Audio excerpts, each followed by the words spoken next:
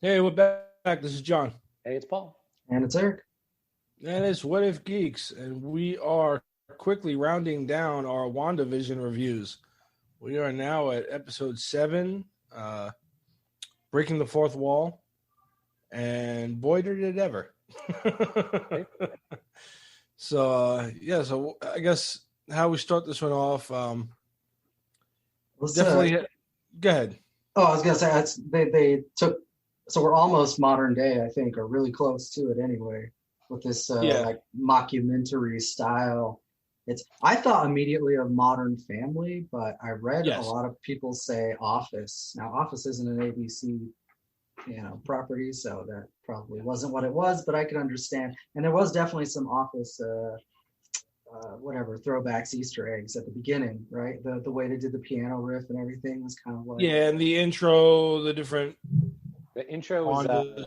what I saw online was the intro is based on a show called Happy Endings. Yes, and that was the Russo brothers. Yeah, that is an ABC show that I watched mostly because it had the daughter from the first season of 24. Whose name escapes me right this minute. She's in that movie, The Girl Next Door. Alicia Cuthbert. Yeah, that's her. You're welcome. She's in that show. Dirty old man powers away.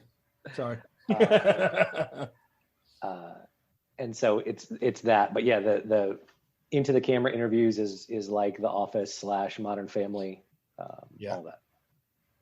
Yeah, definitely. So yeah, we I guess we immediately open up to like a fucking mental breakdown. What was the very first thing we saw? Was it her in the bed, or she's laying in bed and the kids run in like, mom, our game's freaking out, and then it cuts to them in the living room and the controller's changing like, to Nintendo 64, then Atari, then eventually it turns into like Uno cards or something. Yep. Yeah, they're all like, what the hell? Yeah. So she's laying in bed and she's like, all right, just give me a minute, and they leave, and she pulls the cover back and she's still in her Scarlet Witch costume from the previous episode. So that solved one of my fantasies. And she's just, you can tell she's just mentally exhausted. And something that was pointed out on online, and I didn't catch it, so you'll have to go back and listen, or just find the YouTube, like New Rock Stars or whoever did it. They were the one that did it, but I saw another one too. If you go back and you listen to the opening credits of each episode, every time she says, this is WandaVision, or welcome to WandaVision, or whatever it is she says, the tone of her voice gets progressively more tired. Like in the very first one, she's all chipper, like, welcome to WandaVision. And then it gets slowly to this episode where she's just like, welcome to WandaVision. Like, like you can tell she's having a mental breakdown, right? Like she's done. So, yeah, it's another nice little meta nod that they do in this show, that like everything is tied into what's going on, including her voice in the intro. It's just ridiculous how much is in there, Yeah, I definitely didn't even notice that. I didn't until I saw it online, and then they played them one after another, all 7, and I was like, holy shit. It's really cool. So, yeah, so she's laying in the bed, and another thing that got pointed out was the bed cover and Vision's pillow have a hex pattern on them. Yep. But, hers doesn't. So, yeah, then she comes downstairs looking just like a mom out of a modern sitcom, right? And what is it? I guess Agnes comes in almost immediately, right? Or did she start? No, she starts talking to the camera. Right? She starts talking to the camera about how she's taking... Because they do that cut back and forth to the, like you said, the interview style of Modern Family. Yeah, and so they're interviewing her, and she's saying something about how she's going to take like a personal day or whatever, like the whole day. Right. That'll show me, or something like that. Yeah, that's exactly what she says. That'll show me. But because she says it's like, trying to do all this, maintaining a false reality, blah, blah, blah. Like she tells you everything she's done. Yeah. And she's like, it's just been taking too much out of me. I'm just gonna take a me day. That'll show me. And then the kids are driving her crazy, so Agnes comes in. Oh, well, she's having a cereal. She pours herself a bowl of cereal. Oh yes, yeah. She goes to the kitchen. Yeah, and that cereal box says sugar snaps on it, which I think is supposed to be like a reference to the snack event, right? Reminding her that Thanos killed her love or whatever. Yeah. Sort of another clue. But yeah, so everything's twitching. Everything's kind of fading in and out between the different realities that she's made. Like the milk that she drinks at first is like almond milk in a glass bottle, and then when she puts it down, it hexes over to a milk carton with a missing kid on the back. Can you tell who the kid was? Yeah, right. Could you tell who the kid was? I couldn't tell. No, I couldn't tell. No, but that's going to lead into a theory. Yeah, it goes from that back to one of those old-fashioned milk bottles from she would have had in the 50s era sitcom. It starts to cycle through, and then it happens in different parts of the show. It happens to the TV, to the furniture, to a couple other things. Yeah, and another thing, I didn't catch everything that was said, but I caught it back again when I watched it online, is the radio's playing in the background. And they say, thanks for listening to WNDA. Yeah. Right? Wanda. Yeah. And it says, hope all you little ghosts got home okay last night. Little ghosts, right? Yeah. I think we might be, one of our theories was is everybody alive or dead in this hex? And yeah, we might be leaning that way too. When we get into our what the fuck's going on after we do all the spoiler shit, we'll get into it. I saw that I saw that on I think it was Screen Crush's video or something like that. That if you had the subtitles on, you could, because I don't think the radio was loud enough to hear it, but if you had the subtitles on, it said, radio playing, right. Welcome to WNDA.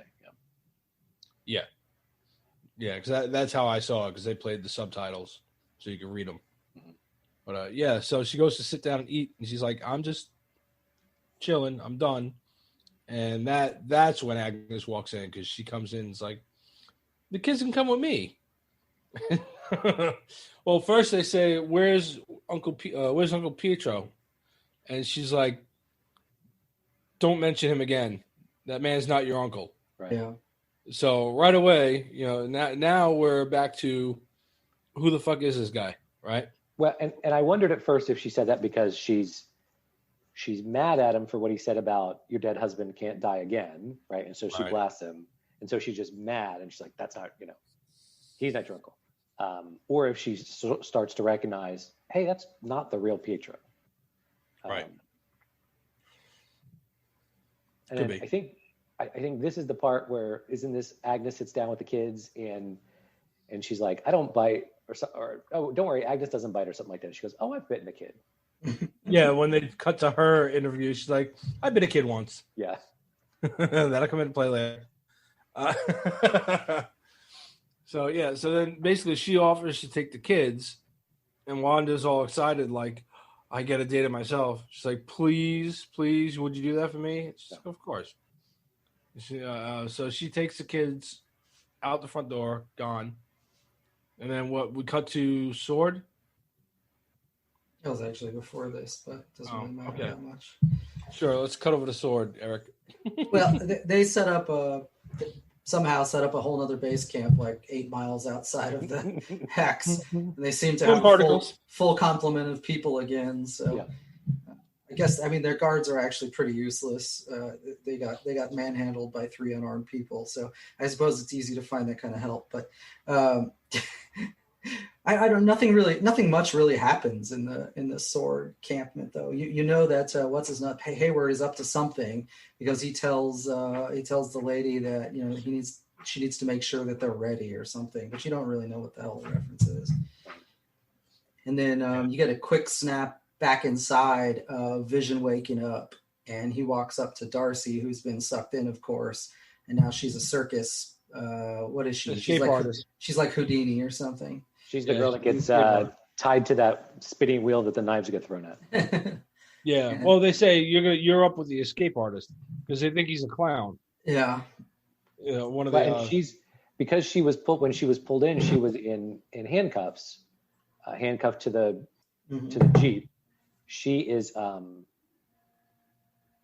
chained. So she comes in the chains like she was going to be in that thing, and then Vision tries to talk to her, and she's still in the illusion, and so she's like, "Get out, creeper," whatever. Yeah. He's like, "You don't remember me? We made eye contact. We had he said we made eye contact last night. We had a moment." And she's like, "Get away from me, creeper!" And she breaks the chains like no problem because it's all fake, right? It's all circus props. And she starts to walk away from him, and he keeps it up like he's trying to get her to help him. And she's like, "Fine, I'll go out with you, but I'm ordering the lobster." Yeah. And then I think he touches her and wakes her up, and she's like, "Ah." Yeah. And then they eventually steal the. Oh, and then I guess he would have been one of the lead sword agents, comes out dressed as the strong man who is going to, like, "You guys are on stage, get up there." And they end up getting away from him, taking the funnel cake truck, and they jet out of what is the carnival to have Darcy sort of catch Vision up on the whole snap and everything that's happened. Yeah. Yeah. And he says to her, so everything here now is fake. And she's like, "Look, yeah, I know it's a bummer. But," she says, "the one thing I know is real is your love for each other. You two belong together." So which I think was going to play later on in the show. Yeah. But she also had to explain to him, Thanos and the whole thing and how, that whole thing, which must have been difficult, right? Oh yeah, yeah. And it's funny because he's like, "So I died when my girlfriend killed me," and she goes, "Right," and that's right before Thanos rewound time and killed you again. It's just the way, because it's Darcy, so the way she says things is always funny anyway. But that whole interaction was just fucking hilarious. Because they kind of they almost give you the who's the guy? Louis Guzman, or who's the one that plays Ant-Man's friend? Ant-Man, yeah, I know what you're talking about. It's almost like a version of that that they're doing, where they just kind of like an everyman recap of what was going on in Vision's life before Westview, which is funny. But so then they decide they're going to drive back to Vision's house, and they get stuck. Now, mind you, there's nothing going on, and they hit 3 red lights in a row, and there's like no traffic anywhere. Right. And he's like looking around like, "This is Wanda trying to stop me." And then what is it? Right after the light turns green, a crossing guard comes out. Yep. With a bunch of kids, and so all the kids are walking by, and then they go again, and workers come walking around the truck and set up right in the middle of the intersection, like they're going to work on the light. And Darcy's like, "Oh, sure, of course, let's go right ahead." And then they cut to an interview with Vision, where he's sitting outside the truck in a chair talking to whoever. Right. But and he's like, "Why am I here? Why are we doing this?" Yeah. Yeah, he's like, "Why am I talking to you?" We skipped the most disappointing part of the whole episode, though. Back out on the outside, Monica Rambeau and Agent Wu. Oh yeah. Go to finally meet their contact, who we've been speculating on who the hell it is, and it's literally fucking nobody. Yep. What was it? I don't even remember who the hell it was, but it's a random kind of character. Yeah, some lieutenant commander, female, that I want to say we've seen her at some point, maybe briefly in the show. Possibly. She looked familiar, so I think maybe we saw her talking to Monica in the hospital, or I don't know. But I've got a theory on that, and we might as well just jump right into that one right now. That handful of people that she's with, the handful of soldiers, right? They are a different. Well, I mean, they're part of SWORD, but they're not obviously not with Hayward. They're meeting her like on the down low, right? And they bring her a space rover to try to break through the hex. what if what if she is not nobody, but what if she's actually the grown-up version of Monica's Skrull friend from Captain Marvel? And those are all Skrulls. Good Skrulls working against Hayward. Because they would be working with Nick Fury, left here along with Talos and whatever the hell her name was, to do something, to keep an eye on things while Nick Fury was gone. Which would also explain why they're not aligned with Hayward and they're against them, because they know he views aliens as a threat. Which again is not to say that all Skrulls are going to be good. I'm sure you're going to get a bunch of them that are going to be bad because, Super Skrulls got to come in at some point with the Fantastic Four, or it'll be disappointing. But so what if she is actually somebody, but you find that out later? Yeah, maybe. I don't know. She does say her name when she walks up to her. She calls her Major Goodner. Didn't mean anything to me, but yeah. No. And then she says to her something like, we appreciate, or my mom would appreciate your loyalty, something like that. Right. And then she said, yeah, she's not the only one that we're loyal to. Okay. Sort of a throwaway line, but maybe there's something there. I think you're meant to think that they're loyal to Monica as well, but that would feed right into my Skrull theory.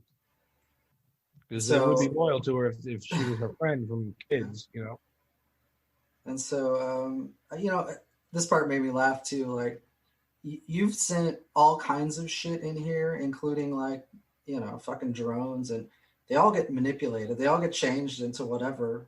Mm-hmm. Why do you think this pickup truck is going to be any different? Right. Yeah, I was thinking the same thing too. And from the one scene that we saw it in the trailers, I'm like, that thing ain't going through. Well, they gave some reason as to why they thought it was going to work. Did they? Yeah, I think so. Well, I think it was. Basically, they said it's their top-notch shit. Yeah, it had some kind of shielding on it, right, to protect it from cosmic radiation or something. Right. Some shit like that. Yeah, it still seemed kind of ludicrous. That character may be she may come back in something else, but it was definitely a letdown, as we all thought. Reed Richards, Amadeus Cho, somebody, anybody, and it was nobody. True. So it could be we could see her again in something else, and it could be lead to something. But we were all hoping for a bigger name, a recognizable comic book name. Yeah, absolutely. Of course, now she says she's going to meet her contact, but does she ever actually say that that's the engineer? No, you're right. She never actually said. So when they're driving up to, you know what? I just skipped something else too. But when they're driving up to the place where they are, she says something like, "There's our people," or "There they are." Right? It's not "there he is" or "there she is." It's just like. So it's possible that it's not the contact and it's just somebody else that the contact sent, I guess. Right. Well, and we all could have been she's been saying contact. We all just assumed a he. Yeah. Right? We did that sort of patriarchal thing, and just assumed it was going to be a guy. We might have to get a female host in this show at some point to help us out. We better start getting woke. Yeah, fuck it. We're already broke. Too soon. Oh shit. You know what? Saying that it drove up reminded me of something. They explain what the fuck Hayward was up to when they're in the truck driving up to that, because they're talking about why they were tracking Vision and whatever, and Hayward was trying to reanimate him so he could have a sentient weapon that he'd have control over, and that's why he's so concerned about it. And now that he's back alive, essentially, he wants to figure out how the hell to get to control of him. I mean, that's it in a nutshell. She and Wu do that, right? Monica and Wu. Yeah, Monica and Wu have that conversation. Why they're driving up to the contacts or whatever. Yeah. So Hayward wants his toy back.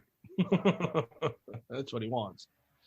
So, and I know it's probably also got to do with if he can get whatever project he was doing with Vision up and running again, he can kind of justify his place instead of Rambeau, which is again, why I think he made a deal with somebody and he's in league with whoever the big bad is. But we'll get into that. All right, so now what? Back to the house. Another interview with Wanda, and she's just telling the camera, like, she doesn't understand what's going on. How come everything's falling apart and she doesn't seem to be able to fix it? Yep. And the reason I even bring this scene up is because right at the end of that, the interviewer person or whatever that's behind the camera says, "Do you think maybe this is what you deserve?" It's a male voice. And she's I thought it was a male voice, yeah. Oh, maybe it is. It is, but there's a reason. There's a reason I brought that up. Well, in any case, so she's like, "What? You're not supposed to talk." And then it cuts away from that, and it goes to the commercial. But this will become very relevant shortly. Yeah. Without revealing it yet. Yep. So then we go to the commercial, and the commercial is about depression. Depression, it's about a depression medication called Nexus. Antidepressant, right? Called Nexus, which is a red pill. which is exactly what we said earlier. I mentioned how she's a Nexus in the comics, where she's the same character throughout all realities. So they went right down that rabbit hole. Like, yep, so, again, prove me right. Thanks, I'll take that one. or we'll see. But yeah. Unless it's just a vague nod to what she is in the comics, but it's got to be that we're leaning more and more toward that multiverse that is going to open up because of this hex. Yep. So, and she's the Nexus that's going to cause it. But so it's for depression, and it's about basically like you can't control life, and whatever. One small thing, but it's probably very relevant. I think when they cut to the ad for that drug, it says like the drug name or whatever, like Nexil Promicide or something like that, and then it says 10.3% afterwards. Avengers 103 is one where Vision comes back from the dead. Oh wow. See? And I saw something where they broke down the name of the drug, and basically it's like, the side part of it would be like a drug that kills something, so something that maybe is going to either kill the Nexus or is siphoning off part of a power, and that's the 10.3. But the 103 makes a lot more sense. But like it's kind of siphoning off of Wanda's power or whatever. I don't know. Everything in this show can represent like multiple things at once, the way they do it. So I think it'll pan out that she's the Nexus and they're siphoning off her energy, like we said. So what's next? I hate that I don't have notes. What's that you don't have notes? Isn't this where, once we go back, Agnes? It's back to Agnes with the kids. Agnes and the kids are at her house, and she's on the couch talking to them. And Billy says, "You're quiet. I like you. You're quiet." And Agnes looks at him, and he says, "Inside." Well, and at the beginning, Billy says something about his head's really noisy, right? Like, because of all his powers and all the things that he's feeling. And so when he says that, it's and I guess we'll get to this at some point, but you're not sure if the house was quiet or something else because the weird stuff doesn't happen there. But I think he's talking about that he either can't read her mind or something like that. I think that's it, because he says you're quiet, and she looks at him. He says inside, you're quiet inside, so he can't read her mind. I think the reason everything was noisy for him in the beginning was because of all the people that had just entered the hex. Right. There was a big boom of people that showed up, so it would be even noisier than it was prior to that. Right. And if he can read everyone's mind, he probably doesn't have it under control yet. So it's just like, when you're in a cafeteria or something, you just hear all the different voices. You're not tuned into any one. Yeah. I think that's exactly what he was talking about. So, then what? Monica gets into the rover and puts on some kind of crazy ass spacesuit. Astronaut suit, yeah. Yeah, hops up in there and then tries to bust through the hex, but of course that doesn't work. The thing's like pretty much stops the damn thing in its tracks. Right. It's not going anywhere. Yeah, then, it starts to reform it while she's in it. Yep. So they tell her to get out of there, and she climbs out the hatch and falls to the ground right before the hex chucks the damn truck. But it's like the back half is still the Rover, and the front half is like an old Ford pickup. Yeah. Yep. That's exactly what it is. I think it was the front half of an El Camino or something. Yeah. Definitely looked like a hodgepodge of shit when it landed. But so she stands up and they're like, Jimmy sees it in her eyes what she's gonna do when she looks at him and looks at the hex, and he's like, "Don't do it." And she's like, "I can make it," and she runs through the hex slowly. Yeah, this part's a little weird. So previously, anybody that sort of hit the edge of the hex, aside from Vision, who was getting pulled back in, seemed to be able to just go right through, and they just changed like instantly into the world. It doesn't happen for Monica when she goes through. There's like this whole weird time lapse flashback thing going on where like her mom's talking to her. It doesn't happen the first time she goes through. Yeah. Right. Well, I think this might have something to do with maybe Wanda making it more of a barrier to keep everybody out. But then it also has to do with the fact that, like Darcy said, this thing has changed Monica's cells. You see her in like multiple versions of herself as she's trying to go through. You see her in the 70s clothes and in the suit that she's wearing, and then also back as a kid from like whatchamacallit? Captain Marvel. And she says to her mom, "Maybe I could fly up and meet you halfway." And then the mom replies, "Only if you start glowing like your Aunt Carol," or something like that. Right. Like and then her eyes change color. Yeah. They get really bright. I think we called this one too, boys. So she makes it through to the other side, and is that when she first lands in the superhero pose? She does that, yeah. She does the. It happens 2 or 3 times to her.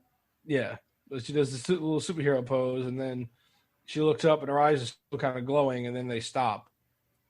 Well, and when she comes out, she can see the energy wavelengths on the power lines and everything else. Yeah, which would be a call to her Spectrum alias. Right. So so she's got her powers. Yep. She doesn't fully know that yet, but we knew it. So she goes off in search of Wanda. And do we cut back to Vision and Darcy again? Well, that's actually where the stoplight thing happens. We just did it totally out of order, but we already talked about that. So then Monica makes it to the house before Darcy and Vision do. And you see her outside. She busts in the front door. She's like, "Wanda, Wanda." And at this point, she obviously is not part of the fake world, right? She's her. She knows exactly what's going on.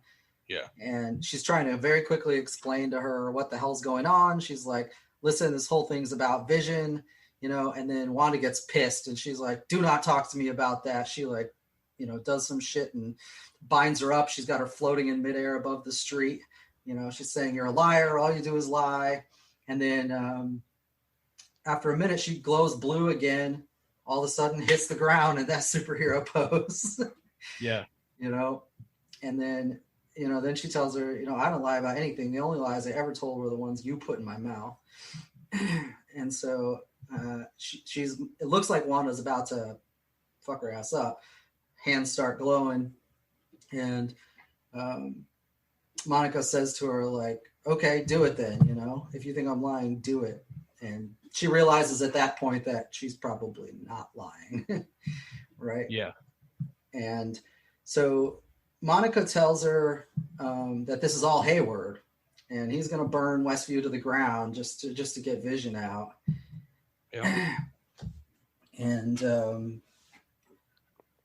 what the fuck happens next? Agatha. Agnes. Agnes. Sorry, Agnes. Agnes is looking out the window. She realizes fuck that one up. She realizes they're fighting. She feels like she has to go outside and stop what's happening, I guess. Yep. Yeah, she comes outside, tells Monica, go away. She's been through enough. She needs a break. And she's like, oh, poor Wanda, come with me.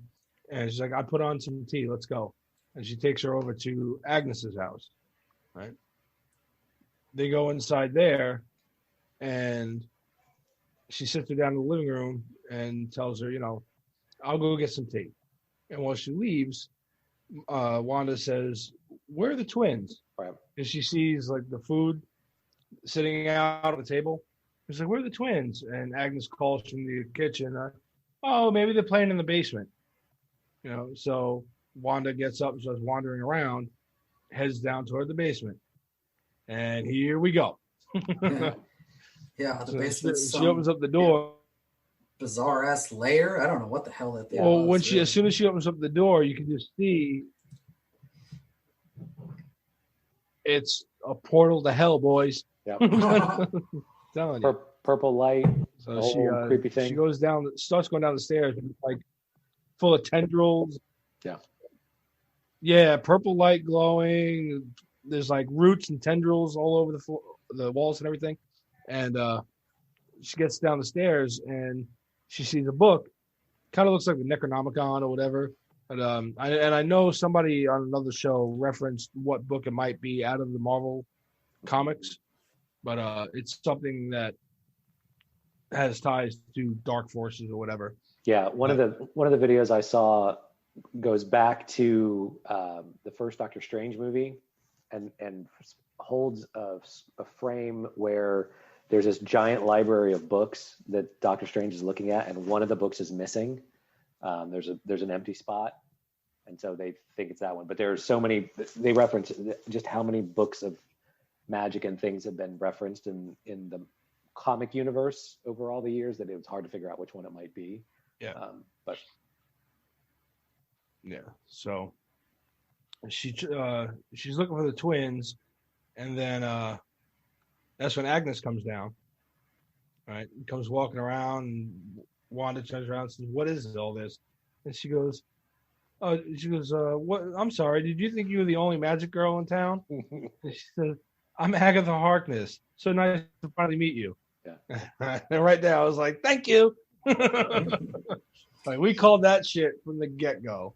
Then Agnes was a hybrid of Agatha and Harkness, like we said. And you can see, and the purple magic that's going around there, because she puts her hand up, she's got purple magic. It kind of glows around Wanda's eyes. So you can tell a lot of these hints that she's been Agatha has been like when she wears purple, that's Agatha's clothing color of choice in the comics. And then, guys, so now we get into a ripoff of the Munsters. Right. It's got to be one of the first ever villain catchy tunes or whatever. Yeah, right. Yeah, it's definitely her. She's got her own little intro theme, and it was Agatha all along. Yeah, and it starts back at the 50s episode, right, where she walks in the door the first time. Yep, the whole thing, and like everything we called, all the little things, and you see like throughout each episode, as like I don't remember the words of the song, but it was like, who's been messing up all the fun? It's Agatha all along, like that kind of shit, right? And just this whole song goes through these cutscenes to little spots where she's like at the magic show. Yeah. She's sitting there like waving her hand under the table, and you can see the little purple magic. And then you cut to the back of Pietro at the door. Well, and before that, she does the yeah, it might be there because I think it ends with the Sparky thing. So yeah. Yes, yeah. It's Pietro at the door, and you see her purple magic like around the back of his body, and it pans away from the door. She's sitting on the lawn at like having a picnic, waving her hand in the air, just smiling at the camera, like ta-da. Yeah. And then it cuts all the way. She was the one that was doing the interview with Wanda behind the camera. Yes. She turns and goes, shh. And that's what I wanted to get to, because of a video that I watched played it and said that the man's voice that you hear is actually Catherine Hahn. Is her voice slowed down, like lowered. Yeah. They lowered the pitch on it because they turned the pitch on it and it was her. I was like, get the fuck out! Like, this show is awesome. And then then it cuts to the last thing you see. Oh, and then it also shows her in the car from the Halloween episode where she's like getting ready to do that whole fake thing for Vision. Yeah, the whole scene to get Vision to go through the thing. Yeah. This is exactly what I said it was. She wanted to manipulate him to go outside the hex. And then it cuts to the last thing where she stands up outside of a tombstone and she's like, and I Sparky too. Yeah. Which, again, back in when we reviewed the very special episode, I said in the comics, the Sparky, the dog, died because of Agatha Harkness. So, I mean, they tied everything back perfectly. So, yeah. So, now she's got Wanda in her basement of hell. We don't know where the hell the kids are. Yep. Maybe she ate them.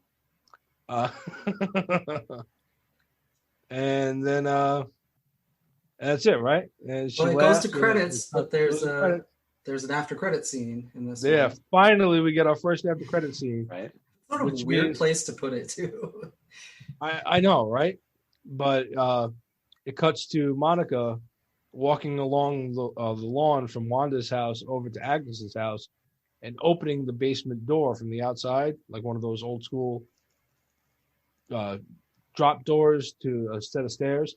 Yeah. As she opens it, you can see all the purple glow and everything.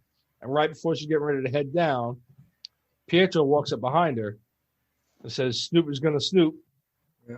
And then it cuts. Yeah. So I guess we can start getting into what the fuck are we going to see here. Yeah, fuck it. Let's go. Okay. How happy were you that we were completely on point with the Agatha Harkness thing? Yeah. Yeah. I called that one. That was great. What are we going to see? Why is she doing this? Mephisto. Yeah. Telling you, there's a reason she's doing all this. In the comics, she's been around Mephisto or working for Mephisto here or there or whatever. She's ancient. I don't think she's going to be as ancient here as she was in the comics, but I think she will be at least as old as the Salem witch trials. But because of the things she said, like June 2nd being her and Ralph's anniversary, it's because witches are brides of Satan in folklore or whatever, or back in the day they used to refer to them as brides of Satan. He's coming. I'm telling you, he's coming. There's a reason that thing looks like a pit straight to hell in her basement. And there was like a what's his name? Bephathat, whatever the fuck, the demon. There's a goat-looking demon head in the background in the basement. Yeah. So, and it could be that she summons him through the book, or any of the things down there, down in that basement to hell. Yeah. So I really think we're on point with she wants to summon him to, or she's working for him to bring him to this world or whatever, and she needs Wanda's powers to do it. Now the question goes back to something that I think Paul mentioned: are all the people in the hex dead? Are these souls that she's been feeding on, including the kids? Because that's another thing with witches was they fed on children and stories and stuff like that. When Pietro's like, "Where'd you get all these kids?" I mean, it could be everybody there is dead. And then you go back to the radio that says, "Did all your little ghosts come home?" Right. Could be a lot darker than we're getting ready for. Could be crazy dark. It could be really dark. Because they did say that Multiverse of Madness is going to be like the first real horror movie in the MCU. So I guess it's going to be straight up dark. But I don't know. I guess their version of dark, we'll see what that is here in 2 years or whatever, or in a year. Disney's dark. Yeah. I originally thought we were trending towards the people in the Hex are Eastview citizens that she has sort of taken over. But it could be that she's raising the dead. Or Wanda thinks they were Eastview citizens. Agatha has raised the dead. And so they are, so that would mean that Vision, Pietro, and the others are sort of risen dead people. Not Vision's not a person, but so she's sort of animated the dead. Yeah. Could be. You could explain the zombie Vision, the zombie Pietro later on. Like she's seeing through the reality that Agatha was showing her. Yeah. But I think at least some of those people are going to be alive, but who knows? I don't know. They can go anywhere with this now. But I think Pietro is going to still be Pietro. Just, I don't know if he's from another reality because of that whole Nexus thing now. Remember we talked about that. Right. Could it be that this Hex exists in multiple universes and you're going to get characters from different universes crossing over, but this is the same thing in all, just like Wanda is? And then I think maybe maybe Agatha found him and pulled him in and put him under a spell to go get Wanda. Because you don't see anything after he says snoopers are going to snoop. Right. It just cuts black. So you don't see if he does anything to Monica or whatever. So I'm wondering if maybe he's not actually working at that moment. He's not working with Agatha. Maybe he broke through her spell now because she's concentrating on Wanda. But something else I noticed, it was brief, but the one still shot that I saw of that shot of him standing next to Monica, he's got a beanie covering his hair. It didn't look the silver anymore. It looked like it was just blonde. So I don't know if maybe he's just another, you know what I mean? Just another person, or if it just, the light just hit it right and it just didn't look, because it didn't quite look like the silver hair that he had before, but it could just be a trick of the light that I saw. But I'm thinking that he's going to work with Monica to go after Wanda. That's my... Oh, you think Pietro's going to work with Monica? Yeah, I think whatever the spell was, because, remember she shows when she's sitting on the lawn, she's got her magic around Pietro. Right. I think that spell maybe got broken when she went after Wanda because she couldn't focus or she didn't need him anymore or whatever. He served his purpose and she cast him aside. And that's why he's there, because he's also looking for Wanda. Got it. Maybe. Right. Possible. And then the two of them, because I really do think we got, 2 episodes left? I think Friday leading into next week, 8 and 9 is going to be, you're going to get Wanda, or Wanda's under Agatha's spell now, so she's going to work with Agatha fighting the other heroes until they break the spell.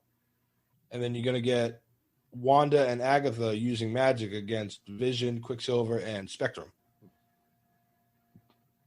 And then we'll find out if the kids are in an oven or not. Just bake at 350 for 6 hours. So they're tender.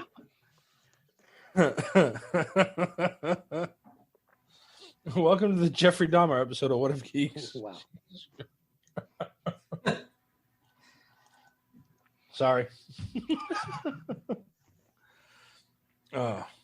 So yeah, I mean, all in all, a good episode. Yeah. I think, I enjoyed it a lot. I liked all the little cutbacks to everything she was doing in the background. So, any other theories on what could be happening? I was since you mentioned that book, I was looking back to see what that book might be. It looks like the Darkhold possibility. So that was a book created by that demonic, whatever the hell he is, that elder god Chthon. Yeah. The Cthulhu of Marvel, that crazy thing. I guess he could be some large scale evil guy that requires more than Wanda and Quicksilver and probably all the Shield agents to stop. Which would give them a chance to drag in some other, Fantastic Four, who knows, at the end to sort of battle the big bad, Yeah. Yeah, maybe. And then we still have our big moment that we think is coming in episode 9 that Elizabeth Olsen and Paul Bettany both alluded to. Remember, he said it's going to be a huge CGI fest, and then she said they're going to have that Mandalorian Luke Skywalker-esque moment. Yeah, Luke Skywalker. Yeah, it was what was the actual words they were used? It was going to be a Luke Skywalker level cameo or something. Right. Now, anybody done any more research or done any more thinking about that? I don't know what I have. Well, okay, go ahead. I don't know what would be Luke Skywalker-esque, but as we just discussed, 10 minutes ago, Reed Richards isn't out of the picture necessarily as the astrophysicist contact guy, and it's a possibility, I suppose. Well, we said, or I said, maybe I could see Magneto coming in, right? I recently read that Fassbender has been talking to Marvel Studios, no longer Fox, but Marvel Studios recently. So there's a good chance he could be cameoing it. Somebody else has been talking to them, and we'll do a small aside.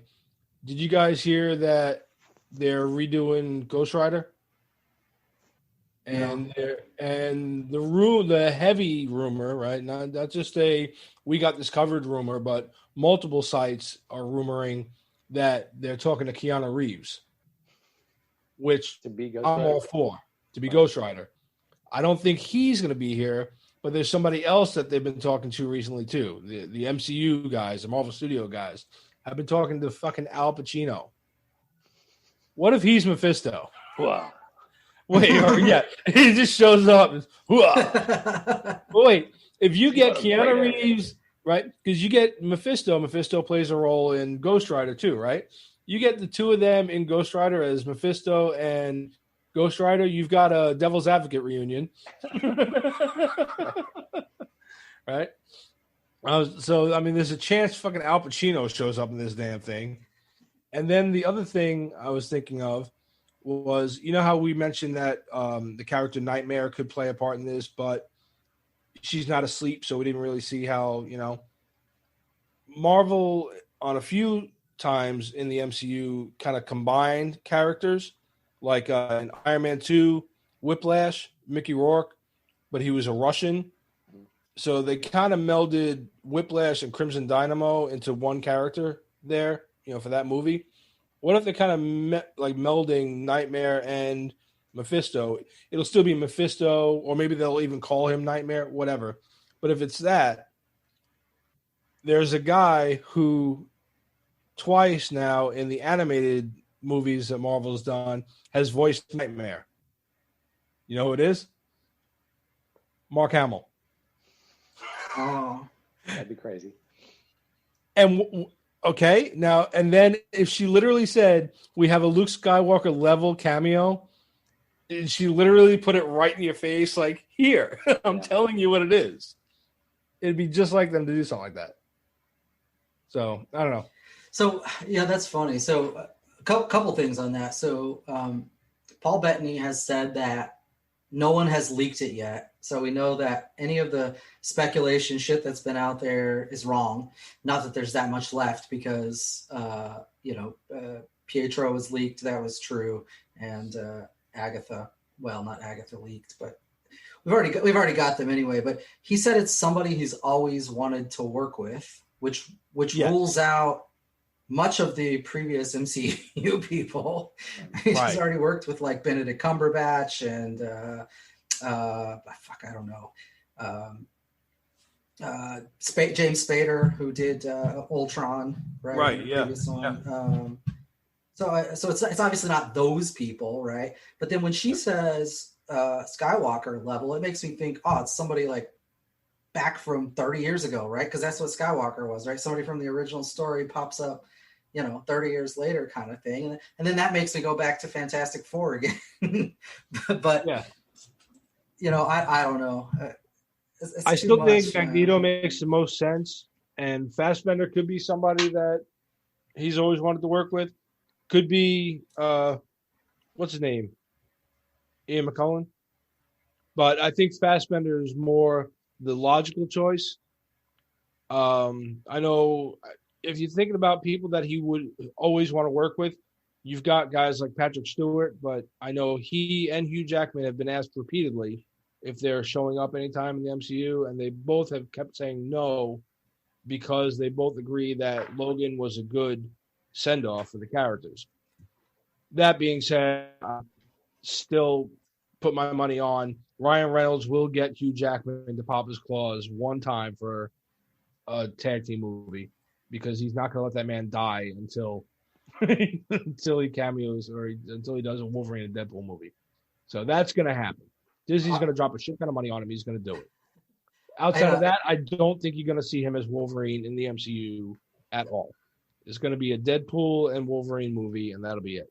But if you think about, so Paul Bettany's British, and I would think that for a British actor, you'd want to work with Sir Ian McKellen, right? Yeah. So I don't know if Michael Fassbender is British or German, but he doesn't seem like the kind of person you yearn to work for. Because Paul Bettany said, I've longed, I forget if you used the word longed or yearn or something like that, that it would be an actor of that sort of caliber. So then either it's Sir Ian McKellen or Patrick Stewart, and Patrick Stewart's just pulling the wool over everybody's eyes. Right. Bettany, I'm reading this comic book interview thing. Bettany named 3 actors who said inspired him most growing up. It's Marlon Brando, Robert De Niro, Al Pacino. Al Pacino's Mephisto. God damn it! I'm telling you, that's it. That seals it. It's going to be De Niro. Al Pacino is Mephisto. De Niro is the Mephisto. Oh my God, that's going to be amazing. You could have De Niro as Nightmare and Pacino as Mephisto, and you've got a Heat moment. I'm sold. I'm sold. Fuck. Yep. No, it's got to be Pacino then. Yeah, I mean that would certainly fit the Luke Skywalker-esque. Obviously, he doesn't have any MCU presence, but to have a sort of a old big villain, I suppose, that is the devil, played by Al Pacino, who's awesome. Now wait. What if those two things are separate? Paul Bettany said he got a chance to work with somebody that he's always longed to work with, whatever. Al Pacino is one of the top 3 that you just mentioned, right? What if her comment is completely separate and you are still going to get like Magneto, or you can get it all? Yeah.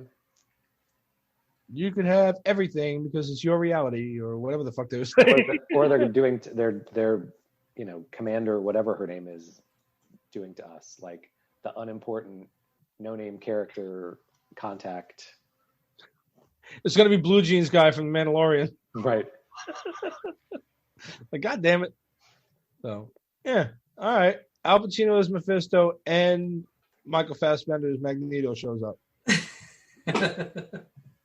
I still really do think whenever they decide, because I guarantee Feige is, because they're cramming too much X-Men shit into this now.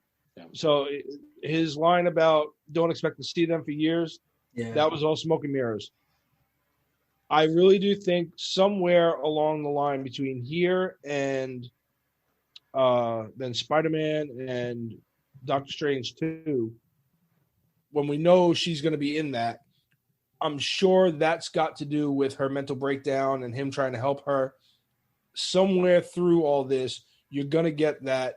I don't know how they're going to do it, but my version was he brings her to the Xavier Institute to try to help control her power, and you'll see Xavier. Now there, I'm almost positive it would be James McAvoy, just because you got some years there that you can get out of that actor, and they'll just dump a bunch of money on him, and he'll be like, sure. But yeah, I think you're going to get the X-Mansion somewhere in the end of Doctor Strange. That's where I would put it. If I was going to do anything with it, let her go through her mental breakdown, pop around all the different multiverses, see different versions of different heroes. That'd be a lot of fun.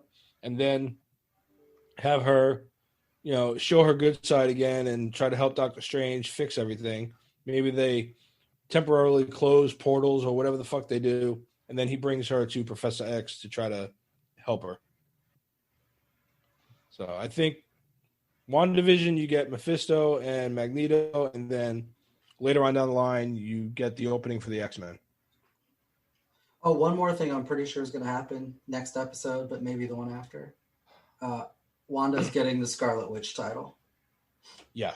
And I think Hayward's going to give it to her. Yeah, they've already sort of hinted at it. They keep doing the red magic. They make it very clear that the colors are somehow relevant, right? That, one of them's blue, one of them's purple, one of them's red, right? That it's got to be it. The red magic thing has got to be the thing that gets her the name. Yeah, they're going to do it. I think it's definitely going to be Hayward. They're going to do it was dying for her to have a name. In this weird way where it's like the Purple Witch or the Scarlet Witch. Right. Yeah. Yes, that's going to be it. Yeah. Who do I shoot? The Purple Witch or the Scarlet Witch? Yeah. Yeah. So now, all right, now we just got to find out who the fuck Hayward is. Or if he's just Hayward, but he's working for Mephisto. Yeah. It would make a lot of sense for him to have made a deal to try to keep his power.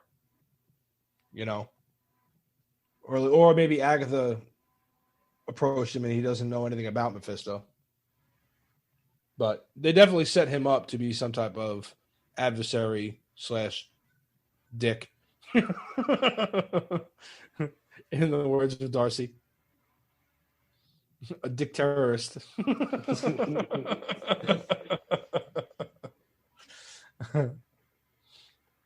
All right. So anything else we got on this one? Nope. All right, cool. Well, let us know what you guys think of this episode. Like, subscribe, ring a bell, comment down below on YouTube, or hit us up at whatifgeeks.com, whatifgeeks@gmail.com, Facebook, Twitter, Instagram, and all that happy shit. And we will catch you for episode 8 here in a few days. All right, that's it. Good night, Tony. Good night, random astrophysicist who I was hoping was Reed Richards. Good night, twins. Maybe forever. Oh, not yet. Oh, it's Disney. They're not going anywhere.